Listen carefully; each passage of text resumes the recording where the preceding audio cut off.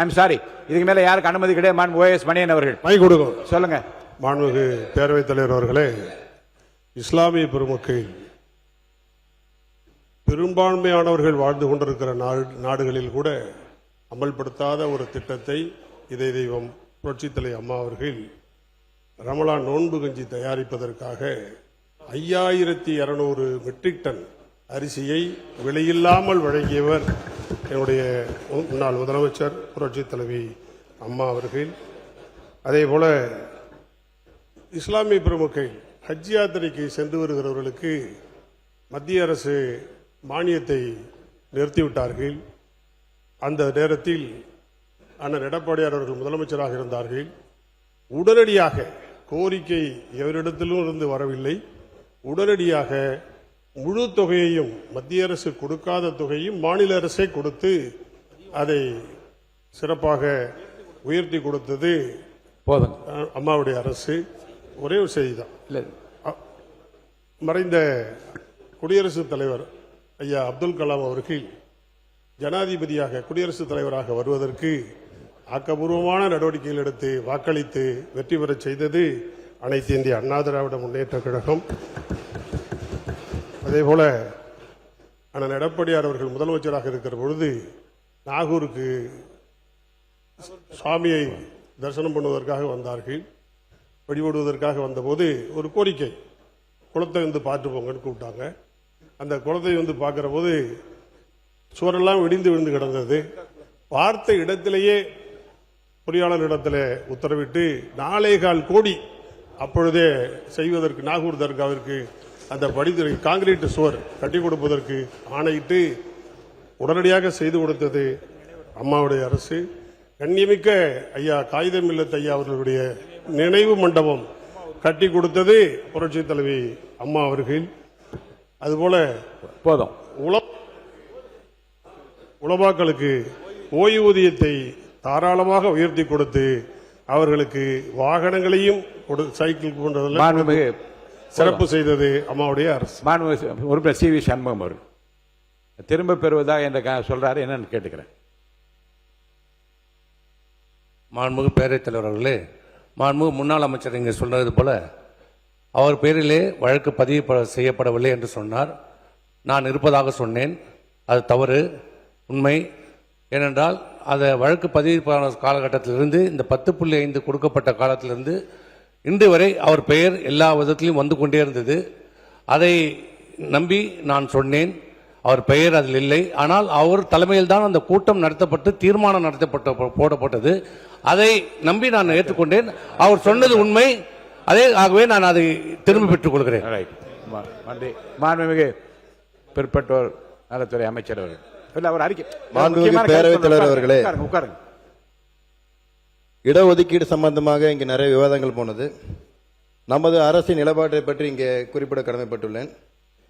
தந்தை பெரியார் அவர்களின் வழியில் எல்லோருக்கும் எல்லாம் என்கின்ற அணுகுமுறையை கருத்தில் கொண்டு ஒவ்வொரு சமூகத்திற்கும் விகிதாச்சார இடப்பங்கீடு உறுதி செய்ய உரிய பிரதிநிதித்துவம் கிடைப்பது உண்மையான சமூக நீதி என்பது இந்த அரசின் அடிப்படை கொள்கையாகும். இதனை நிறைவேற்ற சாதிவாரி கணக்கெடுப்பினை மக்கள் தொகை கணக்கெடுப்புடன் இணைந்து விரைந்து நடத்தி முடிக்க வேண்டும் என இந்த அரசு ஒன்றிய அரசை வலியுறுத்துகிறது. ஒன்றிய அரசின் சாதிவாரி கணக்கெடுப்பு முடிந்த பின்னர் நமது அரசு சமூக நீதி கணக்காய்வு நடத்தும் என்பதை இந்த மாமன்றத்தில் தெரிவித்துக் கொள்கின்றேன். திருமதி தாஹிரா அவர்கள். மாண்புமிகு பேரவைத் தலைவர் அவர்களே, ஒரு உண்மை சம்பவம் சொல்ல இந்த இடத்துல பதிவு பண்ணிடுறேன். போன ஆண்டு ரமணா மாதத்தின் அன்று ஒரு நாள் தளபதி அவர்கள் இஃப்தார் நிகழ்ச்சியை நடத்தினாங்க. அன்னைக்கு இஸ்லாமியர் மார்க்கத்துக்கு மதிப்பும் மரியாதையும் கொடுத்து அன்னைக்கு ஒரு நாள் அவர் நோன்பு வச்சாரு. ஃபுல் டே காலையில் ஃபஜர் நமாஸ்லேருந்து சாயந்தரம் ஈவினிங் மக்ரிப் நமாஸ் வரைக்கும் அவர் தொழுகை பண்ணார். இஸ்லாமிய மார்க்கத்துக்கு ரொம்ப மதிப்பும் மரியாதையும் கொடுத்து அன்னைக்கு ஒரு சும்மா ஒரு நிகழ்ச்சி பண்ணணும்னு பண்ணாமல் நோன்பு வைத்து காலையிலேருந்து எழுந்து உண்மையாக மார்க்கத்துக்கு மரியாதை கொடுத்து நோன்பு வைத்து இஸ்லாமிய மதத்துக்கு மரியாதையும் உணர்வுபரமா கொடுத்தாரு. அது பெருமையோட நான் இந்த இடத்த பதிவு பண்ணிடுறேன். அதே மாதிரி ஒரே ஒரு விஷயம்,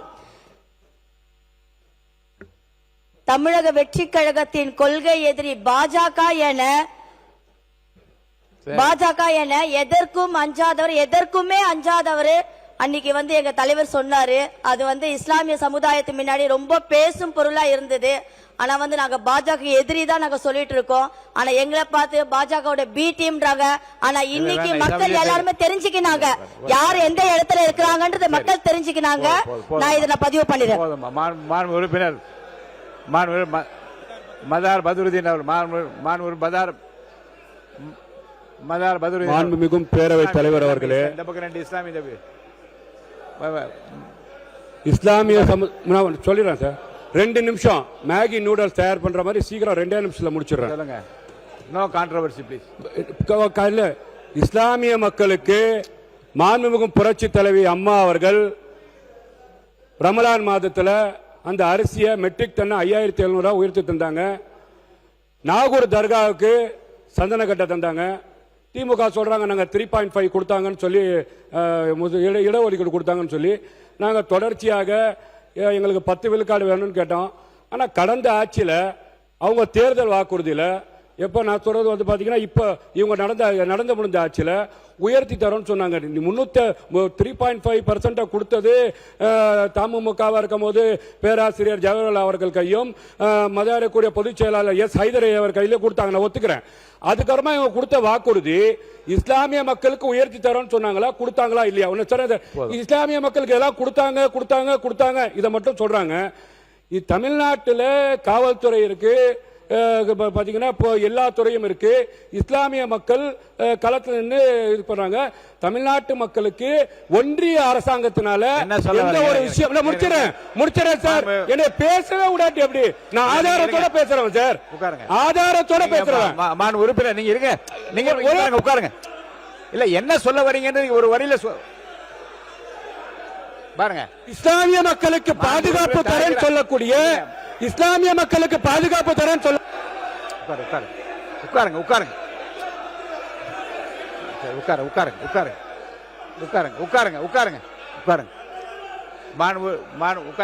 வச்சுட்டு உட்காருங்க. அவர் உட்கார்ந்துட்டாரு, உட்காருங்க. நீங்க உட்காருங்க. அவர் உட்கார்ந்துட்டாரு, உட்காருங்க. நீங்க உட்காருங்க. என்ன இல்ல நீங்க உட்காருங்க. இல்லைங்க உட்காருங்க. பாருங்க மாண்பு உறுப்பினர் தாகிர் இருங்க. அவையில் உள்ள இஸ்லாமிய உட்காருங்க.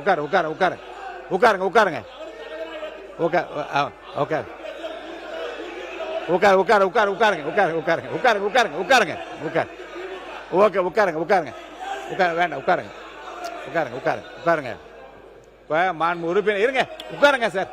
மாண்பு உறுப்பினர் தாகிரா அவர்கள் ஒரு நல்ல பதிவை சொன்னார்கள், நான் அதை வந்து அனுமதித்தேன். இருங்க உட்காருங்க. ஒருவர் பெருங்க உட்காருங்க. இப்ப இருங்க தமிழகத்தை உட்காருங்க. தமிழகத்தை முன்னாலே ஆட்சி செய்தவர்கள் திராவிட முன்னேற்ற கழகமாக இருந்தாலும் சரி, அனைத்து இந்திய அண்ணா திராவிட முன்னேற்ற கழகமாக இருந்தாலும் அவர்கள் சிறுபான்மையினர் நலத்தை சார்ந்து செய்த திட்டங்களை எல்லாம் சொல்வதற்கு கூட நான் இங்கே அனுமதி அளித்தேன். இன்னொரு செய்தி கூட அவர் சொல்லாமல் விட்டுவிட்டார்கள். ஹஜ் பயணத்திற்கு நீங்கள் நிறைய செய்து கொண்டு வருகின்றீர்கள். கிறிஸ்தவர்கள் புனித பயணம் செல்வதற்கு ஏன் இன்னும் செய்யாமல் இருக்கிறாமா என்று புரட்சித் தலைவர் முன்னாள் முதலமைச்சர் அவரிடம் நான் போய் கருத்து சொன்னேன். இந்தியாவில் யாரும் செய்யவில்லை. புனித பயணம் செல்வதற்கு, எருசலேம் செல்வதற்கு நீங்கள் உதவித்தொகை வழங்கலாம் என்று சொன்னேன். வீட்டிலேயே ஒரு கிறிஸ்துமஸ் விழா நடத்த சொன்னார்கள். மாண்புமிகு உறுப்பினர் மனோஜ் பாண்டா அவர்களுக்கு தெரியும். மாண்புமிகு ரவி பெர்னாட் எக்ஸ் எம்பி, இன்பதுரை போன்றவர்கள்லாம் இணைந்து நின்று ஒரு வீட்டிலேயே கிறிஸ்துமஸ் விழா நடத்தி அந்த ஆண்டு என்ன செய்தார்கள் என்றால் 500 பேருக்கு 20,000 ரூபாய் என்று எருசலேம் புனித பயணம் செல்வதற்கு அன்றைக்கு ஆட்சி பொறுப்பில் இருந்தவர்கள் உடனடியாக உத்தரவு கொடுத்தார்கள். நான் சொல்வதற்கு காரணம் என்னென்றால் அவ்வப்போது அரசனுடைய கவனத்திற்கு சிறுபான்மை மக்களது பிரச்சனைகளை கொண்டு செல்கிற போது முந்தைய ஆட்சியால் என்ன செய்தார்கள் எல்லாம் சொன்னார்கள். இப்போது மாண்புமிகு சிறுபான்மைத்துறை அமைச்சர் பேசுவது நான் என்ன புரிந்து கொள்கிறேன் என்றால், உங்களை காட்டிலும் விஞ்சி நிற்கிற பணிகளை செய்வதற்கு நாங்கள் தயாராகிவிட்டு அந்த அறிவிப்புகளை பார்த்துவிட்டு சொல்லுகிறார். அவர் பேசி முடிக்கட்டும், நீங்க பேசி முடிக்கலாம்.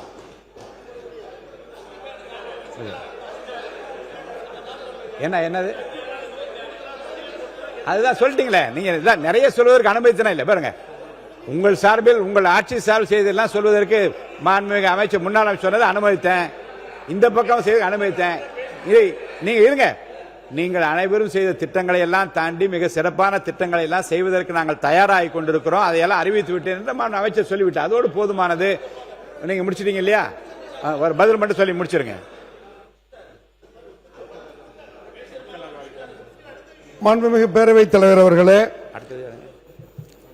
ஏற்கனவே இருந்த எந்த ஆட்சியும் குறை சொல்லாமல் கண்ணியமான முறையில் கான்ட்ரவர்சி இல்லாம இதுவரை 20 அறிவிப்புகள் சிறுபான்மை சமுதாயம் முதல் தடவை தான் அதில் பதிவு பண்றேன். ஏன் அவங்க தானே எதிர்த்து அட்டெண்டன்ஸ் போடுறாங்கன்னு எனக்கு தெரியல. அது இல்லாம நன்றி கொஸ்டின் பண்ணக்கூடிய தகுதியெல்லாம் இங்க இருக்கக்கூடிய உறுப்பினருக்கு இல்ல. ஃபர்ஸ்ட் ஏன்னா வாரம் பேசிட்டு இருக்க என்னன்னா இது என்னன்னா, ரெண்டாவது போன வாரம் வரைக்கும் மாத்தி பேசிட்டு இருந்தவருக்கு 5 வருஷம் ஒரு கூட்டணி மாறுவார் என்ன கொஸ்டின் கேட்கிறாரு அவரு. சொல்லுங்க. மக்கள் அது ஃபர்ஸ்ட் அவரு தரும் என்ன நன்றி அவரு. மாண்புமிகு பேரவைத் தலைவர் அவர்களே,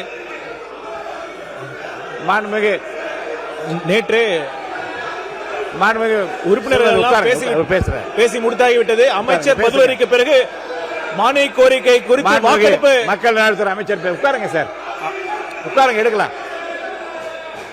அமைச்சர் பாருங்க. மாண்புமிகு பேரவைத் தலைவர் அவர்களே, நேற்று 10க்கும் மேற்பட்ட உறுப்பினர்கள் இது குறித்து பேசியாகிவிட்டது. அந்தந்த ஆட்சியில் அவர்கள் என்ன சிறுபான்மையினருக்காக என்னென்ன செய்தார்கள் என்று சொல்லியாகிவிட்டது. இன்று அமைச்சர் பதிலுரையும் வழங்கிவிட்டார். அதற்கு பிறகு நேரடியாக வாக்கெடுப்புக்கு செல்ல வேண்டும் என்று தாழ்மையுடன் மாண்புமிகு சமூக நீதித்துறை அமைச்சர் அவர்கள் பதிலுரை. போதும், மாண்புமிகு சமூக நீதித்துறை அமைச்சர் பதிலுரை.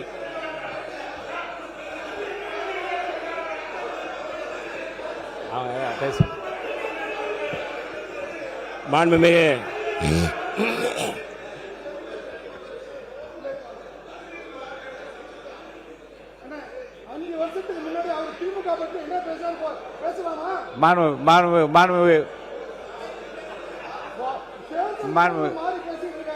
பாருங்க, நான்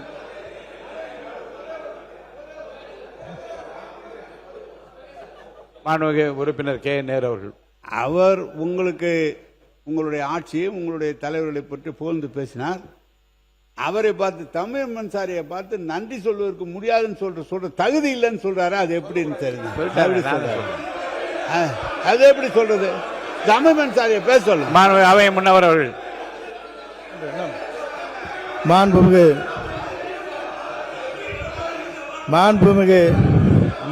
தலைவர் அவர்களே, அவை முன்னவர் நான் சொல்லிடுறேன், சொல்லுங்க. நீங்க உட்காருங்க. மாண்புமிகு பேரவைத் தலைவர்,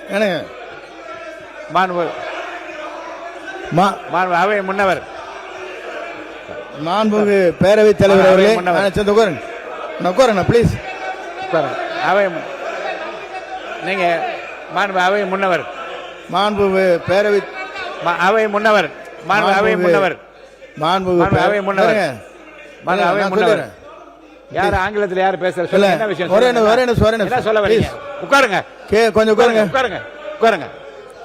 மாண்புமிகு பேரவைத் தலைவர் அவர்களே, மாண்பு உறுப்பினர் அவர்கள் நீங்கள் நன்றி சொல்லி இருக்க வேண்டும் என்று தான் சொன்னாரே தவிர நான் இருங்க இல்ல. ஆகவே அவர் இல்ல ஆகவே இந்த பிரச்சனையை தொடர்ந்து சபையிலே இன்னைக்கு தான் கொஞ்சம் நல்லா இருக்குன்னு நினைக்கிறேன். இன்னைக்கு கண்டினியூ பண்ணிடாதீங்க ப்ளீஸ். அதனால கொஞ்சம் ஒரே உரிமாறு அன்போடு கேட்டுக்கொள்ள. மாண்புமிகு இருங்க, நான் சொல்லி இதை முடிவு சொல்றேன். மாண்புமிகு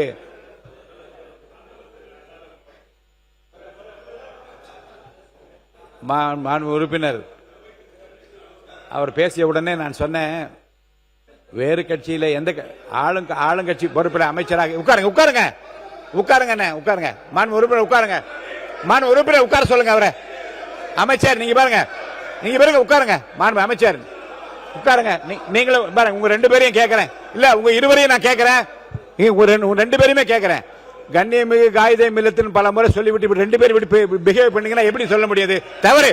தயவுசெய்து உட்காருங்க. அவர் நன்றி உங்களை பற்றி நன்றி நினைவுகள் என்று சொன்னவன் நான் என்ன சொன்னேன், அங்கே இருந்து இங்கே வந்தாலும் கூட தன்னை ஜெயிக்க வைத்த மக்களுக்கு நன்றி சொன்னாரா இல்லையான்னு நான் கேட்டேன். அதோட அந்த பிரச்சனை முடிந்து விட்டது. நீங்கள் திரும்ப வந்து அவரை பற்றி நீங்கள் பேசிய அந்த குறிப்பை நான் இப்போ வந்து அறைக்கு சென்ற உடனே திருப்பி நான் படித்து பார்ப்பேன். தேவையற்றதாக இருந்தால் நிச்சயமாக நீக்கிவிடுவேன் என்பதை நான் உங்களுக்கு தெரிவித்துக் கொள்கிறேன். மாண்புமிகு சமூக நீதித்துறை அமைச்சர் அவர்கள் அதோட விடுங்க. மாண்புமிகு சமூக நீதித்துறை அமைச்சர் சீக்கிரமா முடிக்கணும். ஏன்னா நம்மளுக்கு வந்து 1:30 மணிக்குள்ள அவையை முடிப்பதாக சொல்லியிருக்கிறேன்.